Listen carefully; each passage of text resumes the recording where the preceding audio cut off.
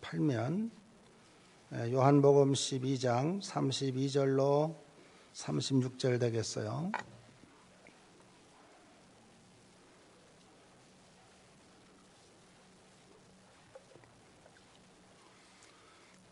요한복음 12장 32절로 36절. 오늘 우리에게 주시는 계시의 말씀을 우리 온 성도들과 함께 다 같이 봉독합니다.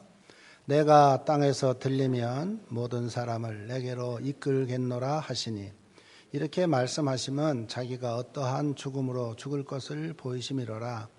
이에 무리가 대답하되 우리는 율법에서 그리스도가 영원히 계신다 함을 들었거늘 너는 어찌하여 인자가 들려야 하리라 하느냐. 이 인자는 누구냐? 예수께서 이르시되 아직 잠시 동안 빛이 너희 중에 있으니 빛이 있을 동안에 다녀 어두움에 붙잡히지 않게 하라. 어둠에 다니는 자는 그 가는 곳을 알지 못하느니라. 너에게 아직 빛이 있을 동안에 빛을 믿으라.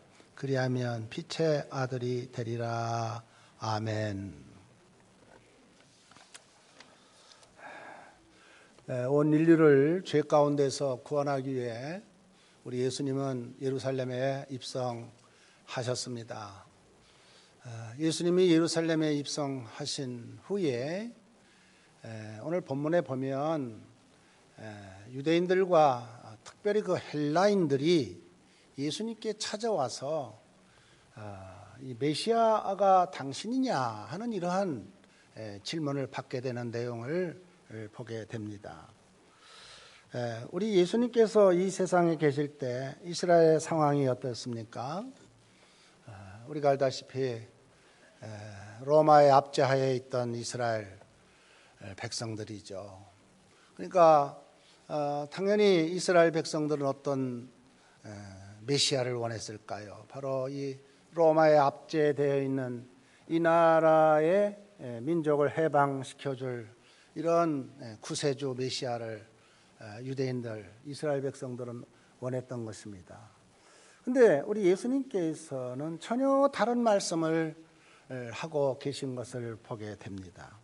우리 예수님께서는 뭐라고 23절, 오늘 우리가 읽지 않았지만 자신이 영광을 얻을 때가 가까이 왔다 이렇게 말씀하시면서 바로 내가 이 땅에 온 것은 메시아로 왔지만 너희들이 생각하는 것처럼 영광의 메시아로 온 게 아니고 고난받는 메시아로 너희들에게 왔다 하면서 하늘의 밀알이 땅에 떨어져 죽으면 많은 열매를 맺듯이 내가 십자가에서 하늘의 밀알같이 들려 죽음으로 말미암아 온 인류를 구원할 내가 본 메시아다 이런 말씀을 하게 되었을 때 이 말을 듣는 그 유대인들은 전혀 이해가 되지 않았어요. 특별히 그 헬라인들이 예수님께 찾아와 가지고 막 뭐라고 합니까? 대들면서 한 말이 있어요. 젊은 예수 당신이 무슨 메시아냐고 말이에요. 메시아라면 좀 한번 우리 민족을 로마의 압제에서 구원해 보라고. 그럼 우리가 당신을 메시아로 믿겠다고. 그러니까 유대인들과 헬라인들 그들이 생각한 메시아는 영광의 메시아, 이 땅을 통치할 영광의 메시아를 원했지만 우리 예수님은 그런 메시아가 내가 아니다. 나는 오히려 십자가에 들려 죽음으로 말미암아 온 인류를 구원하는 그 메시아가 나다 하는 점을 말씀한 내용이 나오고 있어요. 유대인들이 받아들이기 참 힘든 말로 자신들이 기다려온 메시아는 지금 로마 압제에 해방시켜줄, 즉 다윗의 왕가를 재건시켜줄, 그리고 이 세상을 영원토록 통치할 왕 중의 왕 메시아를 그들은 원했던 것입니다. 그 메시아가 십자가에 들려서 비참하게 죽어야 한다 하는 말. 여러분 유대인들로서는 특별히 그 헬라인들로서는 이 말이 이해가 되지도 않고 자기들에게 온전히 들려질 수 없는 힘든 말이었습니다. 그러나 오늘 우리는 이 말씀을 통해서 왜 예수님께서 십자가에 들려야 하셨는가? 오늘 이 사순절을 맞이해서 오늘 우리에게 주시는 교훈을 몇 가지 살펴보도록 하겠어요. 첫째로 십자가상에 예수께서 모든 인류를 부르고 계십니다. 오늘 본문 32절에 보면 우리 예수님은 자기를 찾아온 무리들에게 내가 땅에서 들리면 모든 사람을 내게로 이끌겠노라 이런 말씀을 하셨는데요. 자, 여기서 여러분 땅에서 들린다 하는 이 말, 그리고 인자는 누구냐, 이것을 그 당시 유대인들과 헬라인들 그걸 모르고요, 그 참 의미를 모르고요, 예수님께 이렇게 대들었거든요. 유대인들과 헬라인들은 메시아가 이 세상에 오셔서 이스라엘의 임금으로 영원히 통치하실 것으로 믿었는데 어떻게 그 메시아가 이 땅에서 들려야 한단 말인가? 특별히 십자가에서 죽어야 한단 말인가? 여러분, 도무지 그들은 받아들일 수가 없었어요. 땅에서 들려야 한다 이 말은 33절에 어떻게 설명하고 있느냐면 십자가에서 예수가 못 박혀 죽게 된다는 것을 의미한다고 말했을 때 유대인들과 헬라인들은 아하, 우리가 기대한 메시아는 전혀 그런 메시아가 아니에요. 이 땅에 압제하고 있는 저 로마를 없이 하고 우리나라를 이렇게 다윗 왕같이 통치할 그런 왕 중의 왕 메시아, 우리는 그런 메시아를 원하는데 예수 당신이 그런 일 하지도 못한소, 이렇게 하면서 막 대드는 것을 보게 됩니다. 특별히 여기 예수님께서 자기를 가리켜 인자라 이런 말을 하니까 그들은 너무나도 당황을 했어요. 인자, 여러분 인자라는 말이 뭡니까? 사람의 아들 인자인데요. 이것을 우리가 정확하게 개념으로 좀 이해하려면 영어 성경에 들어가 보면 영어 성경에는요 어떻게 표현하고 있느냐면 A son of man이라고 표현하지 않고요, 그 어라고 쓰지 않고 더라고 있어요. The son of man 이렇게 표현해 있거든요. 정관사 더가 들어갔어요. 어가 들어간 게 아니고 정관사 더가 들어갔어요. 뭐를 말합니까? 바로 어떤 사람의 아들을 의미하는 것이 아니라 특별한 하나님의 아들, 하나밖에 없는 하나님의 아들 예수 그리스도가 인자다 하는 점을 우리는 영어 성경을 통해서 정확하게 개념을 파악할 수 있는데요. 근데 여러분, 이 인자라는 말이 원래 어디에서 사용 처음에 됐느냐 하면은 이스라엘 그 유대인들이 생각할 때 인자라는 그 개념이 유대인들과 헬라 사람들이 생각한 인자는요 어떤 인자였느냐, 바로 하나님의 아들로서 이 땅에서 왕권을 가지고 이 세상을 통치할 인자를 원했거든요. 그리고 그런 인자를 말하고 있어요. 특별히 어디에서 그런 말씀이 나오냐면 다니엘서 7장 13절 14절에 보면 거기에 그런 말씀이 나와요. 자, 봅시다. 내가 또 밤 환상 중에 보니 인자 같은 이가 하늘 구름을 타고 와서 옛적부터 항상 계신 이에게 나아가 그 앞으로 인도되매 그에게 권세와 영광과 나라를 주고 모든 백성과 나라들과 언어를 말하는 모든 자들이 그를 섬기게 하였으니 그의 권세는 소멸되지 아니하는 영원한 권세요 그의 나라는 멸망하지 아니할 것이니라. 그러니까 이스라엘 사람들이 생각한 인자는 어떤 인자예요? 바로 이 땅을 통치할 권세를 가진 인자를 말씀하고 있는데 우리 예수님은요 그런 인자를 말하고 계시지 않았어요. 우리 예수님 어떤 인자를 말하고 계시느냐? 이사야서에 나와 있는 이사야 53장 5절로 7절, 여러분 우리가 너무나도 잘 아는 말씀이죠. 그가 찔림은 우리의 허물을 인하며 그가 상함은 우리의 죄악을 인함이라. 그가 징계를 받음으로 우리가 평화를 누리고 그가 채찍에 맞음으로 우리가 나음을 입었도다. 우리는 다 양 같아서 그릇 행하여 각기 제 길로 갔거늘 여호와께서는 우리 모두의 죄악을 그에게 담당시키셨도다. 그는 토수장으로 끌려간 어린 양과 털 깎는 자 앞에 잠잠한 양같이 그 입을 열지 아니하였도다. 자, 여러분, 이스라엘 백성들이 생각한 메시아는 어떤 메시아 인자입니까? 바로 영광의 메시아를 원했는데 우리 예수님은 아니다. 나는 고난받는 메시아, 고난받는 종이다 하면서 우리 예수님은요, 나는 십자가에 들려 죽음으로 말미암아 인류를 구원하는 메시아, 그 인자가 곧 나다 하는 말씀을 하고 있는 것을 보게 되죠. 결국 예수님을 찾아온 그 유대 헬라 사람들, 자기들이 원하는 인자는 고난받는 메시아가 아니라 바로 영광의 메시아였지만, 예수님은 십자가에 못 박혀 죽으심으로 말미암아 온 인류를 구원해야 할 인자를 말씀한 것을 보게 됩니다. 자, 여기에서 우리가 생각해야 할 점이 있어요. 뭐냐면 여러분 잘 들어보세요. 우리가 성경을 읽을 때 말이요, 우리가 성경을 읽을 때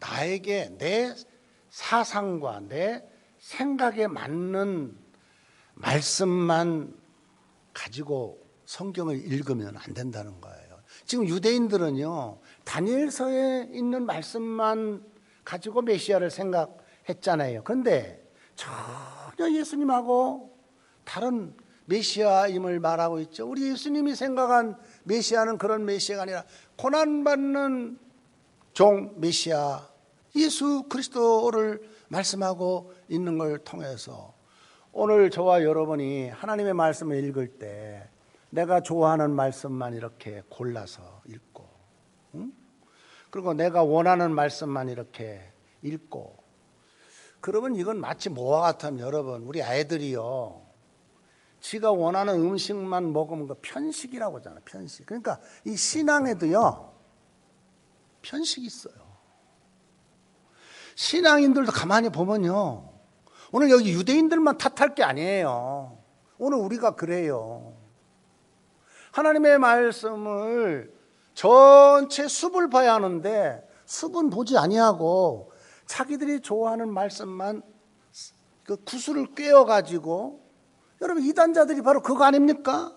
자기들의 사상적 논리를 가지고 성경을 이용해서 결국 뭐합니까? 이단의 잘못된 길을 빠뜨리는 거죠. 그러니까 오늘 우리가 이단자들의 모습이, 오늘 우리가 성경을 읽을 때 성경을 전체 숲을 보고 이렇게 읽지 않고 말이지, 내가 좋아하는 말씀만 이렇게 따가지고 와서 그런 말씀만 성경을 읽는다면 여기 유대인들이나 헬라인의 모습이나 오늘 우리가 다를 바가 뭐가 있냐 말이에요. 이런 잘못된 사상이 결국 예수님을 유대인들 십자가에 못 박아 매다는 이런 참혹한 일을 했잖아요. 그래서 오늘 저와 여러분이 영광의 메시아만 생각할 게 아니라 고난받는 인자이신 예수님을 생각하면서, 정말 저와 여러분에게 우리 예수님은 왜 이렇게 십자가에 들림 받으셔야 했느냐, 십자가에 들리셔야 했느냐, 그건 다름이 아니에요.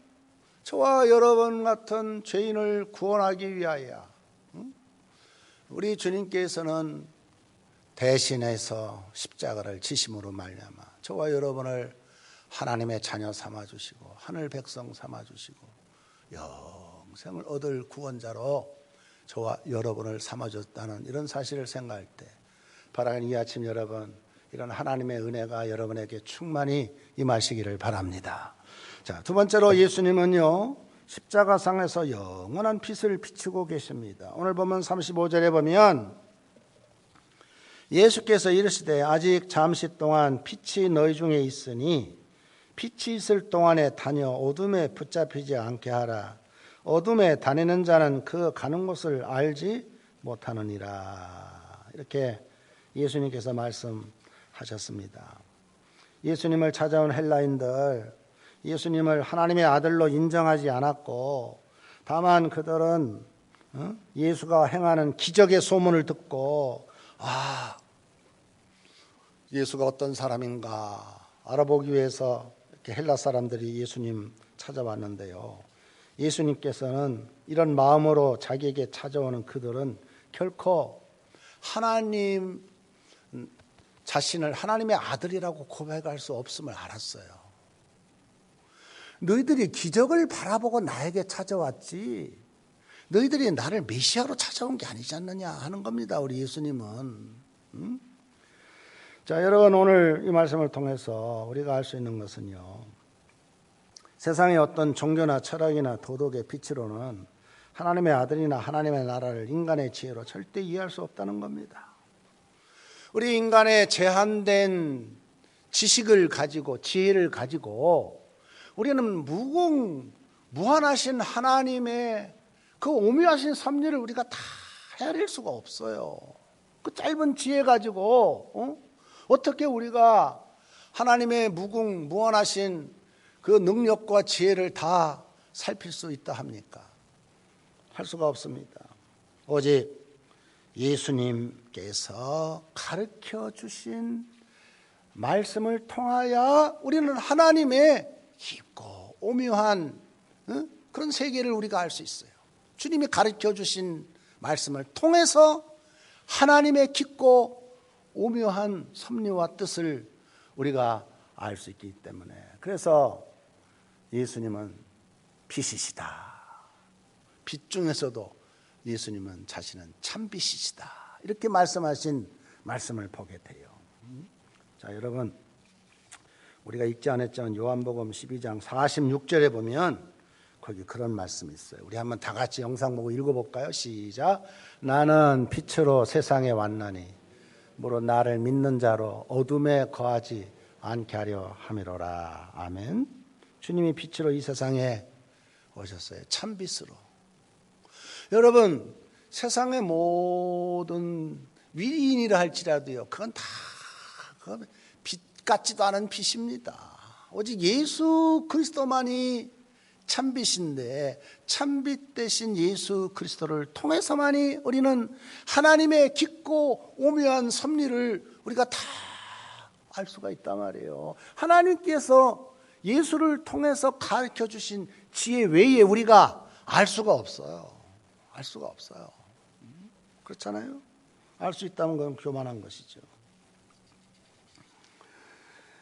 이 하나님이신 예수께서 나를 죄에서 구원하기 위해 십자가상에서 피 흘려 죽으셨다는 이 사실을 믿는 모든 사람들에게 구원의 길을 열어놓으셨다는 것, 주님이 십자가상에서 열어놓으신 이 놀라운 구원의 길은 그 누구도 흉내낼 수 없어서 그 빛을 참 빛이라, 영원한 빛이라 그랬는데요, 주님의 십자가의 그 큰 은혜를 알고 구원에 이른 상태를 광명의 빛 같다 하고요, 또한 주님의 은혜를 모르는 상태는 캄캄한 어둠 상태와 같다, 이런 말을 하는 것입니다. 자, 여러분 보세요. 우리가 육신의 눈이 얼마나 중요합니까? 저는 눈이 좋지 않아 가지고요, 그저 한 달에 한 번씩 시력 검사를 하고 안과에를 갑니다. 근데 여러분이 눈이 좋지 않으니까요, 매사에 힘들어요. 여러 가지가 힘듭니다. 그런데 여러분, 우리가 인생 사는데 그 모든 장기 중에서, 몸 중에서 가장 중요한 게 눈 아닙니까? 눈이 얼마나 소중합니까? 그래서 우리가 시각장애인들 보면 얼마나 시각장애인들이 다른 장애인들보다 참 힘들다 하는 것을 우리가 알 수 있는데요.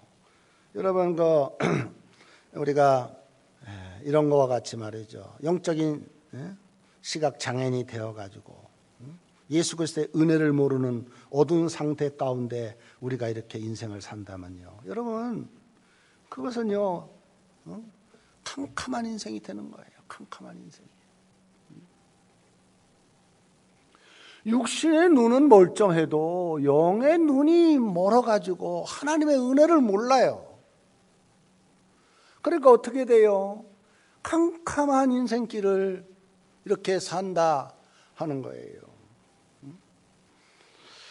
그저 찬송가 작사자로 잘 알려진 페니 크로스비라는 이 여사는요, 그분이 소경이었거든요. 그렇지만 소경이다 보니까 더 신령한 영의 세계를 사모해서 하나님께서 그의 영의 눈을 뜨게 하시고 영의 귀를 열게 하셔가지고, 여러분 우리가 들고 다니는 찬송가 수많은 곡이 어디에서 나왔느냐?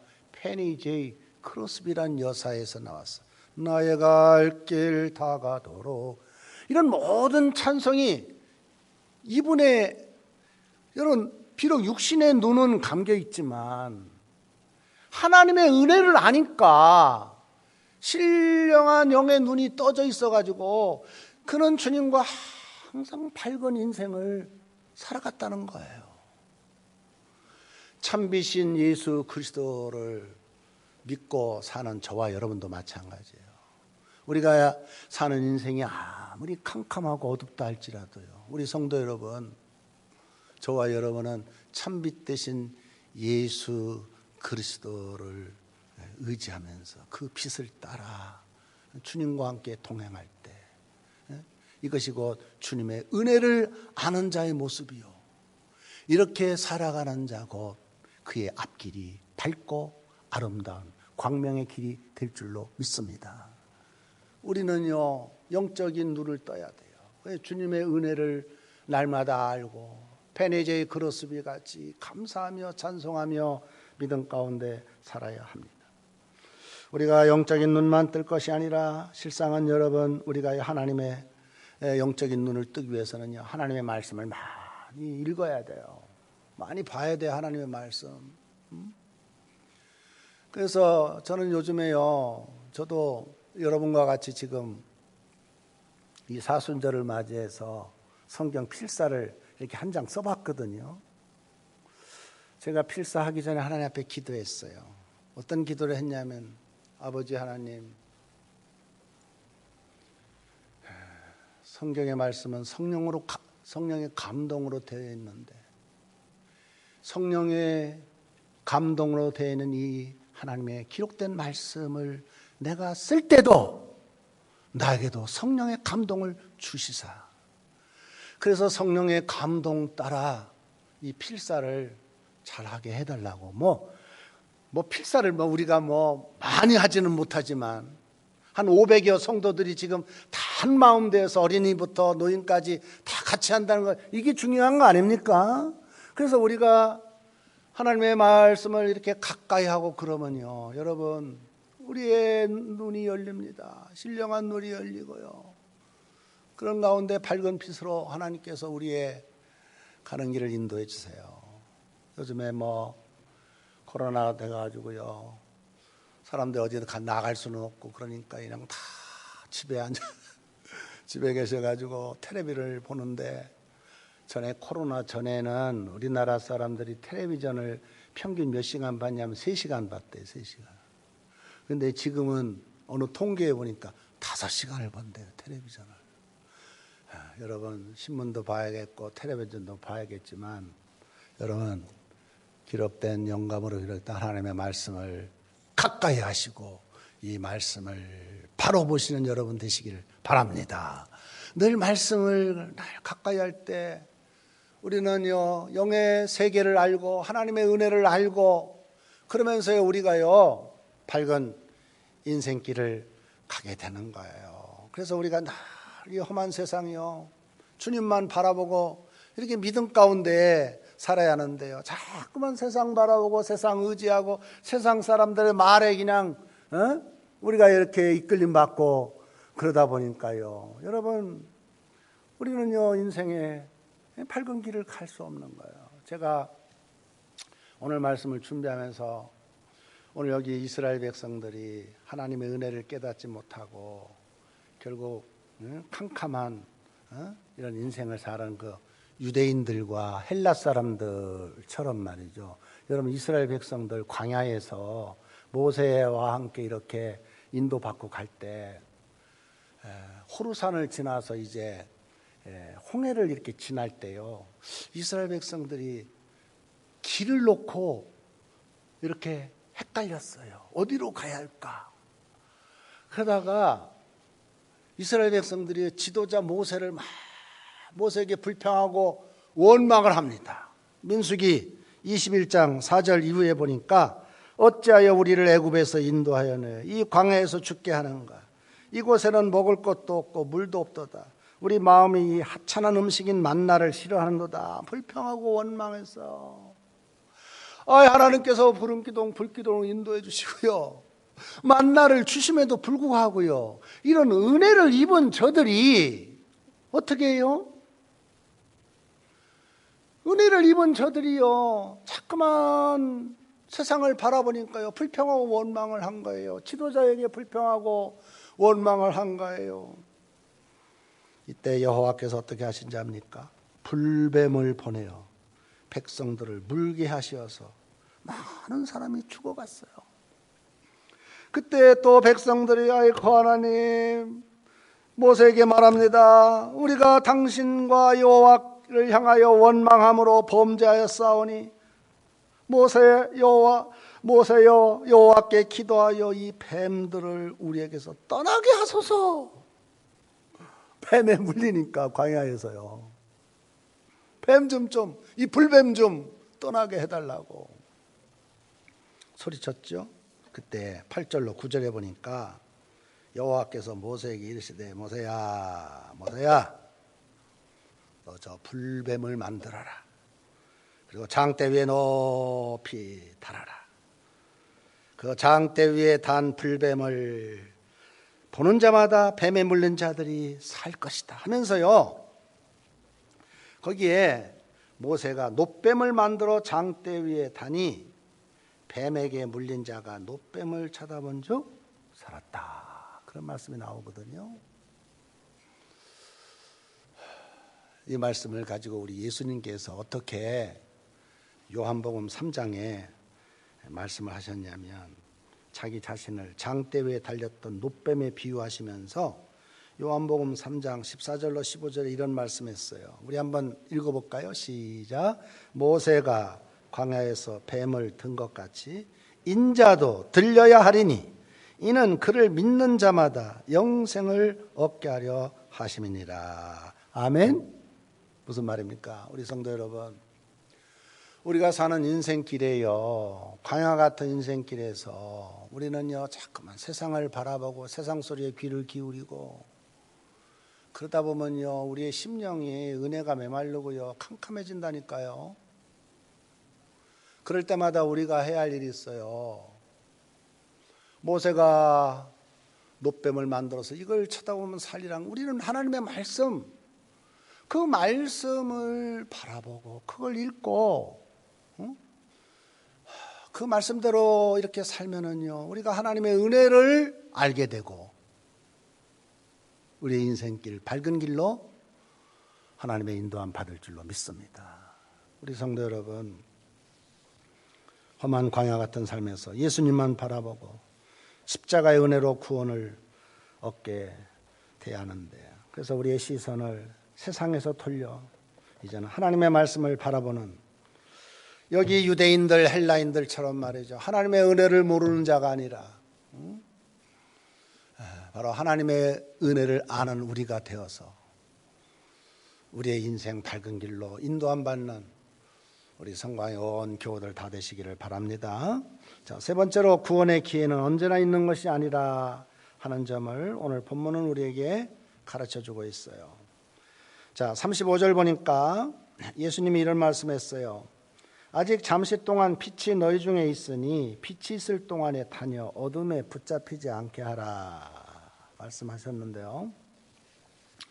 자, 우리 예수님은요 잠시 동안 빛이 있을 것이다 할 때 여기서 예수님이 말씀한 잠시 동안의 빛은 물론 직접적인 해석을 하면 예수님이 살아생전의 이 말씀과 같은데 이걸 넓게 우리가 해석하면은요 그 뜻이라기보단 기회가 있을 때 주님의 일을 할 수 있는 기회가 있을 때 우리는 더욱 열심히 빛 대신 주님과 함께 주의 일을 해야 할 것이다 하는 점을 말씀하고 있어요. 사실상 기회란 사람이 당면한 현재밖에 없고 더욱이 미래는 결코 자신의 시간이라고 할 수 없기 때문에 우리 모두는 미래가 우리 것이라는 이런 착각을 버려야 돼요. 우리가요 인생 살면서요 그래요. 목사님 나는 인생 아직도 반밖에 살지 못했는데 아직도 살 날이 많은데 기회가 많은데 이렇게 말하는 분들도 있는데요. 여러분 오늘 우리 예수님께서는요 우리 인생 어떤 일을 만나는지 한 치 앞을 알 수 없는 게 우리 인생이라는 겁니다. 여러분 생각해 보세요. 한 치 앞을 몰라요. 그게 인생이에요. 내일 일을 몰라요. 무슨 일을 만났는지, 우리 가정의 애들이 어떻게 될는지. 우리는요 한 치 앞을 모르는 것이 우리 인생인데 그러기에 우리 예수님께서 오늘 너희들이 받은 그 은혜를 그 은혜 받은 그동안 그죠? 열심히 주의 일을 하고 그 어둠이 오기 전에 빛이 있는 동안에 열심히 주의 사역을 믿음 가운데 해야 할 것 아니냐 하신 그 말씀을 보게 되는 거예요. 우리 젊은이들은 내 인생 젊기 때문에 영원할 것처럼 생각하지만 그렇지 않습니다. 시간은 흘러갑니다. 언제 우리의 나이가 늙어서 하나님 앞에 갈 날 그렇게 많지 않습니다. 또 여기 연만하신 어르신들은 더더욱 그렇죠. 그렇죠? 정말 여러분 얼마나 세월이 유수같이 빠르고요. 이 빠른 세월 가운데 잠시 동안 하나님이 나에게 주신 이 은혜의 기회에 우리가 더욱 선한 일에 힘쓰고 더욱 하나님의 복음을 전하고 더 우리가 믿음 가운데 살고 이런 우리가 될 때 우리가 인생 밝은 길에 하나님의 인도함을 받는다 하는 말이에요. 우리가 주님의 은혜를 입은 자로서 나 홀로 구원에 참여할 수 없습니다. 우리는요 정말 아직도 복음을 모르는 우리 주변의 많은 사람들에게 주의 복음을 전하고 그러면서 그들을 주께로 인도하는 우리가 되어야 할 것입니다. 우리의 환경이나 조건으로 주님의 일을 못한다 하는데 이렇게 자신을 자꾸만 합리화하지 말고 우리는요 더욱 하나님께서 나에게 은혜 주셨을 때 또 기회 주셨을 때 우리에게 주신 이 기회를 선용하고 활용해서 우리가 더욱 믿음 가운데 살아야 돼. 정말 우리가요 주의 일 못하는 건요 우리가 마음이 없어서 그렇고 믿음이 없어서 그래요. 여러분 똑같은 환경 가운데서도 어떤 분들은요 항상 긍정적이고 어떤 분들은 항상 밝게 인생을 살잖아요. 믿음 가운데요. 그런데 똑같은 상황 가운데서도 어떤 분들은 전혀 그렇지 않은 이런 모습을 보면서 문제는 뭐예요? 우리에게 오늘 여기 유대인과 헬라인 같이 은혜가 메마르면 우리는 여기 이렇게 불평하고 원망하는 남을 탓하는 이런 모습이 우리에게 있을 수밖에 없다는 점을 알아야 합니다. 그래서 저와 여러분 잠시 동안에 우리에게 주신 기회 더욱 남은 삶 주님을 잘 섬기고 주의 말씀대로 순종하고 그래서 우리의 삶은 남은 삶 주님과 함께 밝은 길로 인도함 받는 우리 성광에 온 가족들 다 되시기를 주님의 이름으로 축원합니다. 기도합니다.